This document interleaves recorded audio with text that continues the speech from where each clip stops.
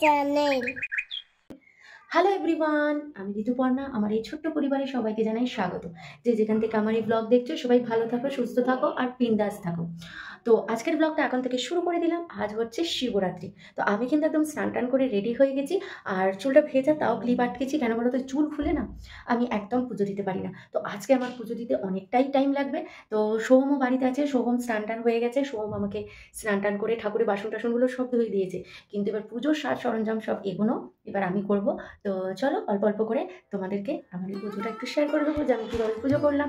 যেটুকু পেরেছি, যেটুকু মানে পেরেছি, যতটা মানে সব কিছু রেডি করতে পেরেছি সেটুকুই তোমাদের সাথে শেয়ার করবো। চলো দেখতে থাকো আজকের ব্লগটা। তো আমি না এখানেই পুজো দেবো ভাবছি। আমার যে ঠাকুরের জায়গাটা না, ওখানে না আমি এরকম ছড়িয়ে পুজো দিতে পারি না। তো একটা ছোট্ট জায়গা, তো এই জন্য ভাবছি এখানেই পুজো দেবো। জন্মাষ্টমীতে গোপালের পুজো কিন্তু আমি এখানেই করি, তবে একটু সুন্দর সাজিয়ে গুজিয়ে করি। বাট আজকে আমি এখানেই পুজো করব, এটাই আমার সব থেকে ভালো জায়গা পুজো করার জন্য। তো দেখো এখানে সমস্ত কিছু রেডি করে নিয়েছি, এইবারে হচ্ছে পুজো করার পালা।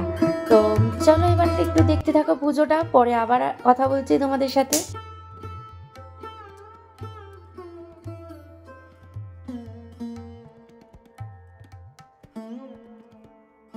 তো শ্রীহানও শিবের মাথায় জল ঢালবে, বলছে মামা আমিও দুধ ঢালি শিবের মাথায়। তো ওই জন্য শ্রীহানের হাত দুটো ধরে আমি ঢেলে দিলাম, কারণ ওকে একা দিলে ও পুরোটাই হুড় করে ঢেলে দিত।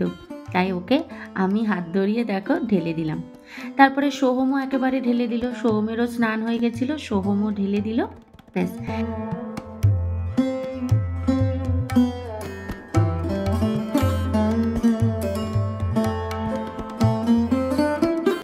এই আকন্দ ফুলের মালাটাই আমি ঘরে বানিয়ে নিয়েছি, কারণ এখানে আকন্দ ফুল পাওয়া যায় না। এখানে গাছ আছে আকন্দ ফুলের, অনেকই টুকটাক গাছ আছে, কিন্তু এখানে আকন্দ ফুল বিক্রি হয় না।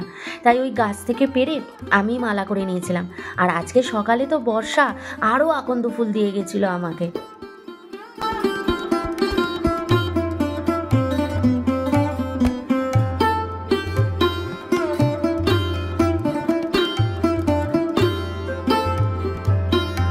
তো আমার কিন্তু সাজানো একদম কমপ্লিট। যতটুকু আমার সাধ্যের মধ্যে হয়েছে অতটুকুই আমি ব্যবস্থা করতে পেরেছি, এবং আমি জানি বাবা মহাদেব একটুতেই সন্তুষ্ট হয়ে যায়। তো তাই জন্য বেশি কিছু দরকার পড়ে না। তো ভগবানের কাছে এটাই প্রার্থনা করি, যেন সবাই ভালো থাকে, সুস্থ থাকে, আর মনের যে আশা আকাঙ্ক্ষাগুলো আছে সেগুলো যেন আস্তে আস্তে পরিপূর্ণ করতে পারি, সেরকম শক্তি যেন ভগবান আমাদেরকে দেয়। পুজো দিয়ে চলে এসেছি এবার কিচেনে এসে দেখো সৌম্য আমাকে একটু হেল্প করে দিচ্ছে। সৌমের শ্রিয়ানের জন্য একটু আলু ভাজা কেটে দিয়েছে সোম। আর এদিকে দেখো পিস পোলাও করব, তার জন্য ভাতটা না দুভাগে বসাবো। আমার একটা এর থেকে আর একটু বড় বাটি রয়েছে, কিন্তু সেটা না উপরে তোলা রয়েছে আর নামানো হয়নি, তাই দুটো বাটিতেই ভাগাভাগি করে বসিয়ে দেবো। আর দেখো একটু সাদা তেলও দিয়ে দিচ্ছি, যাতে ভাতটা ঝুরঝুরে থাকে। সাদা তেল দিলে না ভাত গলে না বা লেগে যায় না সাথে। তো ভাত তো বসিয়ে দিলাম। আর আমি না সবসময় কী করি বলো তো, ভাত হয়ে গেলে এরকম থালার মধ্যে ঠান্ডা করতে দিয়ে দিই, তাহলে ভাত না এই গরমে আর চেপে গলে যায় না, ভাত একদম ঝরঝরে থাকে, কারণ ঠান্ডা হয়ে যায়। তো এখন এইভাবে দুটো প্লেটের থালায় ছড়িয়ে এবার এটাকে ঠান্ডা করতে দিয়ে দেবো। তো ওদিকে ভাতও ঠান্ডা করতে দিয়ে দিয়েছি। এদিকে দেখো শ্রীহানের জন্য একটু আলু ভাজা বসিয়ে দিলাম। আজ তো নিরামিষ, শ্রীহান আলু ভাজা দিয়েই খাবে আজকে। আর এই যে কত বাসন ভরেছে দেখেছো, অনেক বাসন ভরে গেছে। তো এই বাসনগুলো এখন তো ধুতে হবে। তো তার আগে ভাবছি এই শ্রিয়ানকে তো সোহম খাইয়ে দিচ্ছে ভাত, তো এইদিকে তো আর চিন্তা নেই। তো ভাবলাম বরং এই ঠাকুর বাসনগুলো আগে ধুয়ে নিই, এটা ধুয়ে নিলে কিন্তু একদম নিশ্চিন্ত। তো প্রচুর কাজ কিন্তু এখনও বাকি রয়েছে। জামা কাপড়গুলো দেখছো, জামা কাপড়গুলো আমার সব শুকিয়ে গেছে, কিন্তু এমনই অবস্থা যে জামা কাপড় তোলার মতনও আমি টাইম পাচ্ছি না। সোহম এই জন্যই ছুটি নিচ্ছি, সোহমও টুকটাক অনেক হেল্প করে দিয়েছে, নাহলে তো আজকে সমস্যাই হতো। তো দেখো জামা কাপড় কিচ্ছু তোলা হয়নি, জামা কাপড়গুলো পরে তুলবো, এগুলো সব শুকিয়ে গেছে। তো এখন ঠাকুরের বাসনগুলো ধুয়ে নিই। তো ভাগ্যিস বলো আলুর দমটা করে রেখেছিলাম, আলুর দমটা না করা থাকলে আজকে তো আরও হাড়ির হাল হয়ে যেত, মানে কখন কী করতাম বুঝতেই পারতাম না। এখন ঠাকুরের বাসন ধোবো, ধুয়ে আমাদের ওই বাসনগুলো ধোবো, ধুয়ে তারপরে পিস পোলাওটা বানাবো। তো চলো তাহলে ঠাকুর বাসনগুলো আগে ধুয়ে নিই। পুজো করার পরে সেগুলোকে আবার সুন্দর করে গুছিয়ে তোলাও কিন্তু অনেকটা সময় যায়। পুজো গুছিয়ে বসতে যেরকম টাইম লাগে, আবার পুজো করার পরে সেগুলোকে আবার সুন্দর করে গুছিয়ে রাখতেও টাইম লাগে। তো ঠাকুর বাসনগুলো তো ধুয়ে নিলাম, তো ওদিকে সোহম বলল যে শ্রিয়ানের তো খাওয়া হয়ে গেছে, তুমি বরং পিস পোলাওটা বসিয়ে দাও, আমি বরং বাসনগুলো ধুয়ে নিই। তো বলো, এইভাবে যদি একে অপরকে সাহায্য করে তবেই না ভালো লাগে, তাই না? তো ও আজকে এই জন্যই বাড়িতে ছুটি নিয়ে থেকেছে। এই যে টুকটুক করে এই কাজগুলো করে দিচ্ছে, এটা বলো তো আজকে আমার কত সুবিধা হচ্ছে। তো এদিকে পিস পোলাও বসিয়ে দিয়েছি, একটু সাদা তেল দিলাম আর ঘিও দিয়েছি, তবে ঘি আমার পুরো গলেনি, তাই একটু গরম করতে বসিয়ে দিয়েছি। তারপরে দিয়ে দিয়েছি গোটা জিরে আর গোটা গরম মশলা, এই এলাচ, দারচিনি, লবঙ্গ আর গোটা গোলমরিচ। তারপরে দিয়ে দিয়েছি কড়াইশুঁটিটা একটু ভাজা হলে দিয়ে দিলাম কাজু আর কিশমিশ। আর ততক্ষণে ঘিটা একটু গলেই গেছিলো, তাই ঘিটাও ঢেলে দিলাম, দিয়ে ব্যাস কড়াইশুঁটিটা যেই কাজু কিশমিশ সব ভাজা হলো, তারপরে এই যে ভাতটা তো ঠান্ডা হয়ে গেছিলো, ব্যাস ভাতটা আস্তে আস্তে মিশিয়ে দিলাম। আর এর মধ্যে কিন্তু আমি নুনও দিয়েছি। আমি কিন্তু মিষ্টি পোলাও একদম ভালো লাগে না, আমরা সবসময় করলে নোনতা পোলাওটাই করি, মানে পিস পোলাওটা। তো ব্যাস পিস পোলাও হয়ে গেছে, একদম সিম্পল, এইভাবে নাড়াচাড়া করে নামিয়ে নিলাম। তো পিস পোলাও আর কালকের আলুর দম আর স্যালাড, আজকে যেহেতু নিরামিষ তাই পেঁয়াজ নেই স্যালাডে। তো আজকের লাঞ্চটা কিন্তু জাস্ট জমে গেল, তাই না? মহাদেবের কৃপায় আজকের লাঞ্চটাও ফাটাফাটি হয়ে গেল। তো চলো, তোমাদেরকে তো দেখিয়ে দিয়েছি আজকে রান্নাবান্না, এবার খেয়ে নিই। প্রচণ্ড খিদে পেয়েছে, সকাল থেকে উপোস করেছিলাম, পুজোর পরে একটু চন্দ্রমিত্র খেয়েছি, একটা মিষ্টি খেয়েছি, আর কিচ্ছু খাইনি। প্রচণ্ড খিদে পেয়ে গেছে, 3টে বাজতে যায়।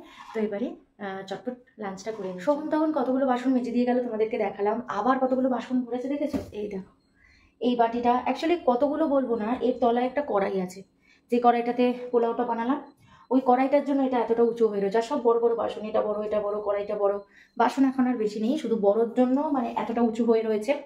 তারপরে গ্যাসও দেখো এখনো মোছা হয়নি, গ্যাস ভাত টাত পড়ে রয়েছে। তো বাসনটা মেজে নিই, বাসনটা মেজে নিয়ে গ্যাসটা মুছবো, ব্যাস গ্যাসটা মানে মোছা হয়ে গেলে আমার কাজ আজকে কমপ্লিট। দেখো কথাও আটকে যাচ্ছে, আজকে শরীরে আর এনার্জি পাচ্ছি না, এই জন্য কথা বলতে গিয়ে কথাও আটকে যাচ্ছে। তো যাই এবারে বাসনগুলো মাজা শুরু করি, তারপরে গ্যাস ট্যাস মুছবো, মুছে সোজা গিয়ে একটা ঘুম দেবো। আর পাচ্ছি না, খুব এনার্জি লস লাগছে এবার। এই গাছটাতে কত ধনে হয়েছে জানো? আর এই ধনে পাতার গাছটা কি বিশাল বড় হয়ে গেছে, আর সব ধনেতে একদম ভর্তি হয়ে গেছে। সামনে নিয়ে গেলে এটা ব্লার হয়ে যাচ্ছে, আর কি করব। আর কি সুন্দর হাওয়া দিচ্ছে দেখেছো? আর এই কৃষ্ণ তুলসী, মনে হয় কৃষ্ণ তুলসী গাছই হবে, লাল তুলসী পাতা, এটা বর্ষা আমাকে এনে দিয়েছে। তো সেই গাছটা আমি এখানেই লাগিয়ে দিয়েছি, দেখা যাক এটা কতটা যত্নে রাখতে পারি। অবশেষে আমার কাজকর্ম সব শেষ হয়েছে, দেখো সমস্ত নিট অ্যান্ড ক্লিন, দেখেছো? এটা তো শ্রিয়ানের রাতের খাবার। আর এই যে বাসনও ধোয়া হয়ে গেছে, সিঙ্ক একদম খালি, মানে কি যে আনন্দ হচ্ছে। এখন কটা বাজে বলো তো, তারাও দেখি, এখন বাজে 4:18। তো এখন বাজে হচ্ছে 4:18।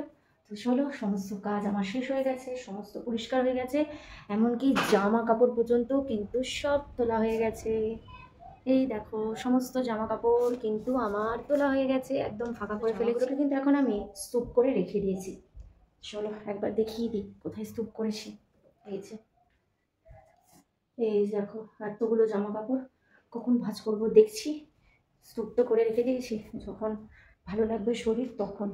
আর আরেকটা জিনিস দেখো, দেখো ঘরের অবস্থা, দেখেছ? পুরো গামলা এখানে উল্টে রেখে দিয়েছে, ঘুমিয়ে পড়েছে। রাত্রে এগুলো তুলবে সব, এখন ঘুমিয়ে পড়েছে। চলো এবার আমিও একটু শুই, আর পাচ্ছি না, এবার আজকে না ঘুমালে আমি আর শরীরে এনার্জি পাবো না। চলো। তো শ্রিয়ান পড়তে বসে পড়েছে, ওকে বললাম যে টেবিলটা নিয়ে আসি, বলছে না আমি টেবিলে লিখবো না, আজকে আমি এখানেই লিখবো, দেখেছো? তো এই যে শ্রিয়ান এখন ABCD লিখছে। তো মন্দিরে যাব ভেবেছিলাম, মন্দিরে যাত্রা হচ্ছে মনে হয়, কিছু তো বুঝবো না এদের ল্যাঙ্গুয়েজ, কিন্তু এতটাই ভিড় হয় না, আর গেলাম না আজকে আর। তো শ্রেয়ানকে একটু পড়তে বসালাম, উনি এখন পড়তে বসেছেন। এই যে হ্যাঁ লেখো। চলে এসেছি একদম ভিডিও এন্ড করতে। তো এখন কটা বাজে জানো? এই দেখো 11টা বাজে। তো আমাদের ডিনার কমপ্লিট হয়ে গেছে, এবার ভিডিওটা এন্ড করে দেবো। তো এই যে শ্রিয়ান দেখেছো, সমস্ত গাড়ি কিন্তু একদম গামলায় তুলে দিয়েছে, হলঘর কিন্তু আমার একদম পরিষ্কার। প্রত্যেকদিন রাতে আমার হলঘরটা ঠিক এরকমই পরিষ্কার থাকে। আর দেখো আজকে উপরে লাইটগুলো জ্বালিয়েছি, তো আজকে উপরে লাইটগুলো জ্বালিয়ে ভিডিওটা এন্ড করব। তো চলো আজকের ভিডিওটা কীরকম লাগলো অবশ্যই কিন্তু জানিও, জানাতে ভুলো না। তো চলো আবার দেখা হচ্ছে নেক্সট ডে আরেকটা সুন্দর ব্লগের সাথে। ততক্ষণের জন্য বাই, গুড নাইট, ভালো থেকো, সুস্থ থেকো, আর সবাইকে ভালো রেখো। By. Thank you. Please subscribe.